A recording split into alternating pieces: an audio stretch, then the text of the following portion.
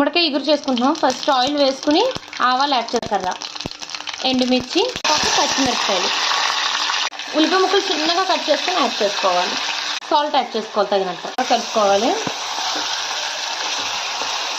కూడా యాడ్ చేసేసుకోవాలి.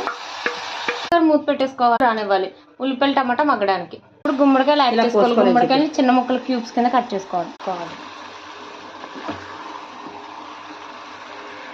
యాడ్ చేసుకోవాలి. ఇది లేకుండా ఇలాగ జస్ట్ ఇలాగ మూత పెట్టుకోవాలి. 5 minutes గుమ్మడికాయ మగ్గే వరకు. మగ్గిపోయినాయి గుమ్మడికాయ ముక్కలు. ఇప్పుడు కారం యాడ్ చేసుకోవాలి. కలిపేసుకోవాలి జాగ్రత్తగా, చిన్న మంట మీద చేసుకోవాలి. కలుపుకోవాలి, విడిపోతాయి ముక్కలు, చాలా డెలికేట్గా ఉంటాయి. ఇప్పుడు వాటర్ యాడ్ చేసుకోవాలి. కొన్ని ఇందులోకి బెల్లం యాడ్ చేసుకోవాలి. బెల్లం వేసుకున్నాక బాగా కలిపేసుకున్నాక ఇప్పుడు మూత పెట్టేసుకోవాలి.